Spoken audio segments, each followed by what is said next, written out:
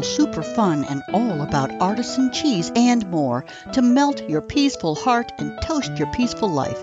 Coming to you from the Appalachian Mountains of southwestern Virginia, this is the Peaceful Heart FarmCast.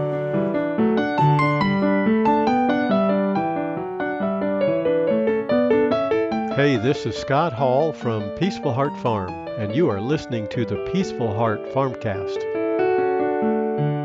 Hello, everybody. Melanie Hall here. Hope you are doing very, very well. The conversation today and every day revolves around the value of tradition, traditional homestead living, traditional raw milk products, and artisan cheese. Topics discussed here are designed to create new perspectives and possibilities for how you might add the taste of tradition to your life.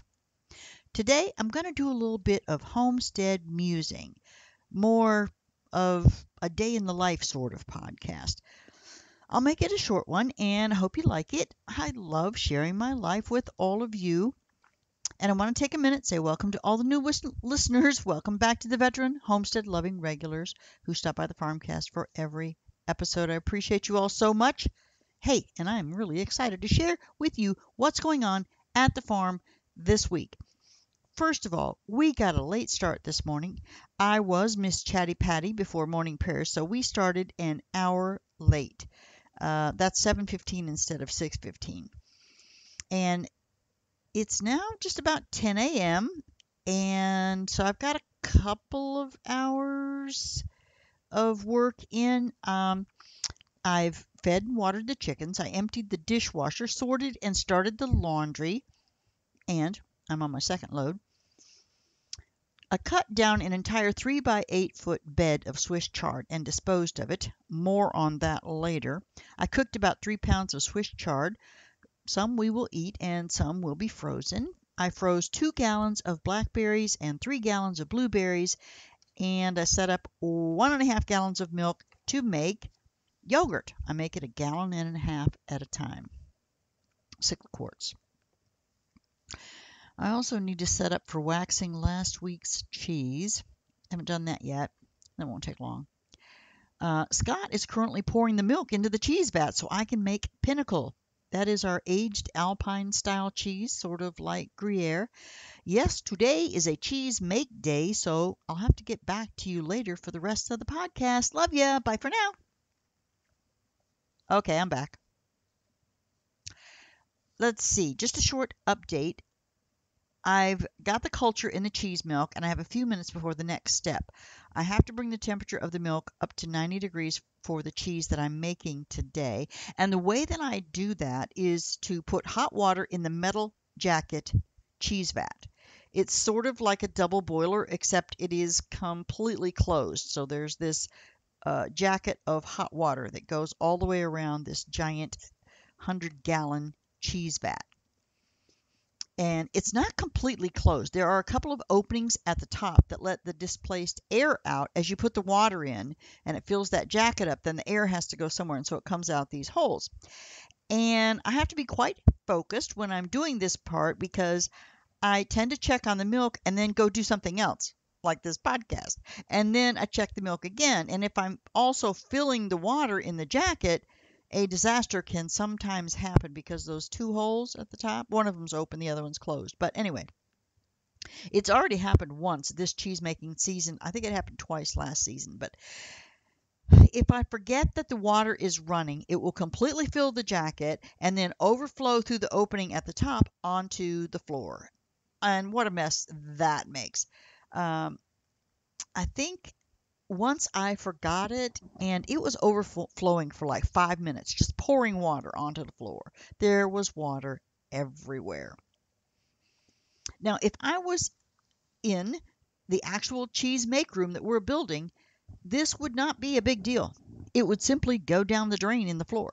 But at the moment, we have this temporary setup in our storage room, and there's a drain in the floor, but the floor is tile and like linoleum kind of tile and not meant for lots of water to be on it.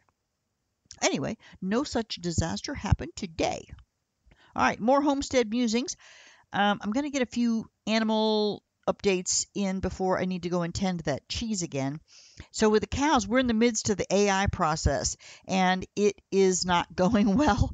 One thing and another. I say this often, life on the homestead is never dull. There's always something going on that you did not plan. We plan for pregnancies at a particular time, but God has the final say. We had one, possibly two heifers that appear to have taken on the first try. That's one or two out of eight that we AI'd, and it was expensive. We have to start over with the other 6 and then add to that an inconvenient medical condition, and we are way behind on getting these cows bred. And we are praying for the health of our vet. She got the COVID and is still under the weather. But once she's back on her feet, we will preg check the 2 girls we think took and give the other 6 another chance. Actually, there are 7 because Cookie is now far enough past her delivery to begin the AI process as well. If we don't have success this time, I'm not sure what we will do. It is extremely expensive to do AI with the vet over and over and over. So expensive that we are reconsidering keeping a bull. Now, that is also a huge expense because you got this bull that's eating and eating and eating while only being useful for a couple of months out of a year. It's a dilemma. However, at this point, the AI is going to cost more than feeding that bull through the winter with hay. And we thought the AI would be a good deal when we wouldn't have to feed the bull through the winter with hay. And bulls get big and they eat a lot. So will it be that way every year? Who knows? We do the best we can and we make new choices. And ideally, Scott would be able to do our AI. We can save a lot of money with that. But that is a long and involved learning curve, and I'll keep you posted on that topic. But he's building that creamery right now. So perhaps a future project. Now, as far as the quail and the chickens, we are out of the quail business. The last of the quail were processed last week, and I have quite a supply of eggs saved up. And so hopefully the new chicken pullets will start laying about the same time that I run out of quail eggs for Scott. The chickens are doing fantastic. I couldn't be more happy there. We have at least 6 American white breast hens and 8 roosters to choose from to fill out the breeding stock. I needed 6 hens. I got 6 hens. So I'll pick 2 of those roosters, and the rest of them will get processed for meat. And then there are a total of 9 black copper Morans out there. The distribution there is nearly perfect. There are 6 hens and 3 roosters. I'll be keeping 2 each of the roosters, and the rest will get processed for eating. So I'm not sure. It's kind of hard to decide which one of those black copper Moran roosters that I'm going to let go of. The white breasts, I think I've pretty much picked out the 2 that I want to keep, but we'll see. They keep growing and changing, so we want to pick the best. Now, a few thoughts on the garden. I mentioned that I took out an entire bed of Swiss chard. We had a dry spell throughout June, so much so that we bought extra hay to get the cows through this winter because the grass was just going down so bad. Well, now it is raining every day. The weather is always so weird. Anyway, the Swiss chard got a fungus, all the dampness, and I planted them close together. So it's some kind of unpronounceable leaf spot. Just the red variety got it. The giant white looks fine at the moment. So I cut down every plant in the bed of red. And we shall see if it grows back and if I eradicated the fungus. I think a lot of it will grow back. It might take it a little while, but just hopefully the fungus will be gone. If not, I guess I'm stuck with the giant white chard, and that'll be all I have this season. Everything else looks really, really good. This is the 5th year of using this particular raised bed system. And the first year we started with cut up trees in the bottom. These are 3 by 8 foot cinder block beds. So and they're 3 bricks, 3 blocks high. So we started in the bottom. There was cut up trees that we used for when we cleared the space for where the creamery was going to go. We cut down a lot of trees. So we cut those up into pieces and put those in the bottom of the raised beds. And then we just picked up some fill dirt from around the homestead, just dirt, nothing really special about it. And then we put on a thick top layer of of organic composted soil that we actually purchased.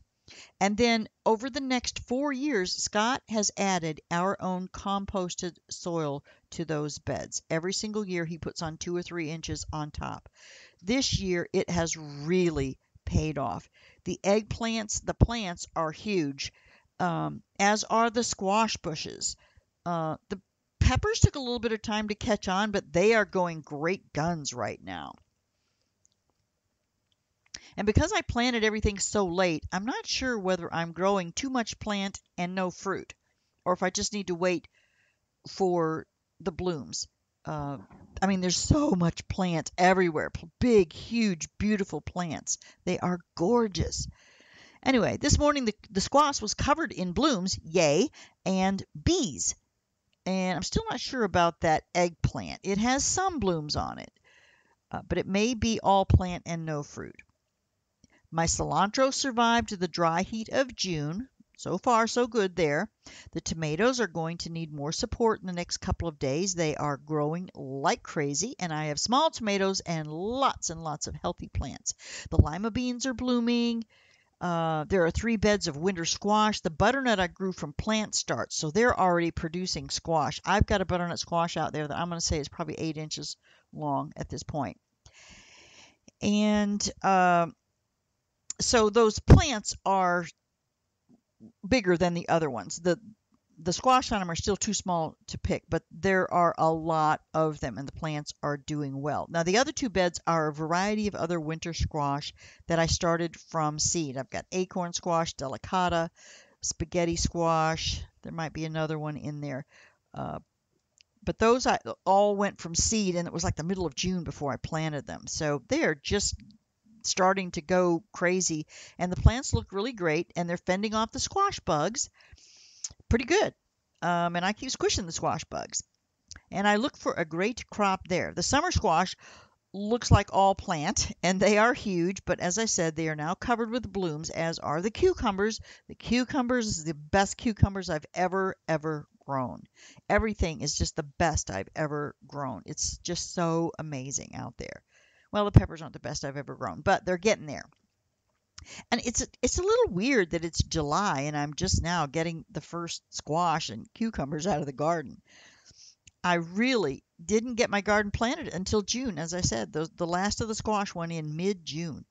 Everything else kind of around the first of June. I got a lot of my plants that I was growing inside. I got those into the ground. And normally it would have been a month earlier, but I was holding on to my plants to sell them at the farmer's market. And then whatever's left over, I put in my garden. So Independence and Galax are both a different USDA planting zone. So they plant quite a bit later. So I needed to have the plants started later for them. The elevation there is, I don't know, 2,500 to 3,000 feet maybe. We're between 1,200 and 1,400 feet on our property here. So there's a big difference in the temperature with that kind of height. So we're in 7A up on the mountain. They're like 6B. So there's a good 2 to 3 weeks difference in when they would plant things. All right, I got to go off and tend cheese again. And now I'm back. And that's the last time I will tell you when I leave and return. When I'm making cheese, there are often time spans of 5, 10, or 15 minutes, or even 30 minutes to an hour where I need to leave the process to continue. And then whatever the cheese is doing, and then I'll return later to go to the next step. So while I'm waiting on the rennet to set up or whatever I'm waiting on, I go do something else. And then I'll go back to the cheese process. And the cheese make process today is going exceptionally well. I probably shouldn't say that, as superstition would indicate that I just jinxed myself. Well, I don't believe in superstition, do I? So there you go. I expect it will continue to go well. We're getting closer and closer to completing the creamery project. Scott is sometimes down in the dumps a little bit that he's not getting more done. And there's always another something that needs to be done instead of working on the creamery. And my advice to him and to you is to keep your attention focused on what is in front of you. So he started doing that, and he's in a much better frame of mind. You do what needs to be done right now, and the rest of it will take care of itself. No sense ruminating over what didn't happen. Let's be grateful for what did happen. Let's be grateful for what we've gotten done today in this moment. Let's be grateful for the people that touched our lives this week. We thought it would be, the creamery would be complete in late summer, early fall.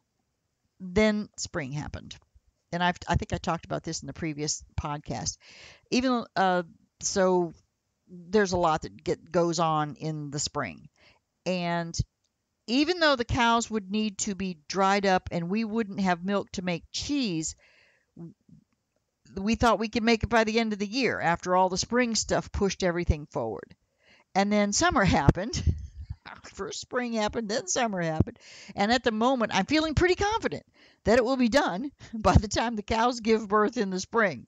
So we went from late summer, early fall, and then all the spring stuff we had to do. And then we moved that to the end of the year. And then now all the summer stuff has come around. So at the present time, we're looking at the spring of 2023. We can have a USDA inspected cheese facility just about the time we have milk to make the cheese. And that sounds like a plan, right? We shall see. Update on the cheese. It did go well. The cheese is in the press for the final time. I'll check it in the morning and move it to the brine tank for salting. And then at least 5 months until it is mature. 7 months is better, and a year is the best for that particular cheese. Yum, yum. That's really about all I have to say for today, and I just wanted to check in with you all and let you know the status of our homestead and give you yet another window into the lifestyle. As always, we love it and wouldn't have it any other way. There are always more tasks to be accomplished than there are hours in a day. It gives us purpose and motivation. Sometimes it can seem overwhelming, but at those times, I just let some of those tasks slip a notch or two down the list. There are a few things that have to be done on a specific time schedule, on a specific day, at a specific time, but many more do not. And I choose what I do on any given day. I choose how much I will do on any given day. Most of the time, I choose to do an unbelievable amount in one day, or at least it seems so to me. It seems like a lot. And actually, I only think that in contrast to the other days when I laze around and get very little accomplished. Maybe I'm not doing a lot. Some days I just don't do anything. But anyway, there are fewer of the days where I just laze around. I get bored pretty easily, and then I get right back to it. And I want to keep active. That's why we live this lifestyle. How about you? Do you get bored easily? And are you dreaming of the day when you get to call your own shots? Are you working toward that goal? If you are, here's a little encouragement. It may seem like you will never get there. Don't lose heart. Just keep putting one foot in front of the other. At first, we planned 5 or 10 years into the future. Many times it seemed like we would never get there. 10 years, like, wow, 10 years. But here we are. We worked 7 years longer than our original plan. Worked for someone else. And then we blew through our savings that was supposed to last until the creamery was built. Well, the creamery is in its 5th year, and it's still not done. And we came up with other ways to make ends meet. We started our dream in 2003, and that was 19 years ago. You just keep putting one foot in front of the other. We are still going, trying to get this creamery built. In between then and now, we've changed our plans more times than I want to count. It was in 2012, 10 years ago, that we decided to be artisan cheesemakers. It has taken a lot more steps, time, money, effort, and so on than we ever imagined, but we never stopped imagining. Scott's currently getting that electrical work done on the creamery. I help him with the ceiling from time to time as he moves from one room to the next. Electrical, plumbing, floors, we are nearly there. After 5 years. We are nearly there. If you enjoyed this podcast, please hop over to Apple Podcasts, Google Play, Spotify, whatever podcasting service you use. Subscribe. Give me a 5-star rating and a review. It really does help. If you like this content and want to help us out, the absolute best way you can do that is to share it on all of your social media platforms. Share it with any friends or family who might be interested in this type of content. Let them know about the Peaceful Heart FarmCast. And come on over to our locals community. Subscribe at peacefulheartfarm.locals.com. peacefulheartfarm.locals.com. We'd love to have your support and input in the community. Thank you so much for stopping by our homestead. And until next time, may God fill your life with grace and peace.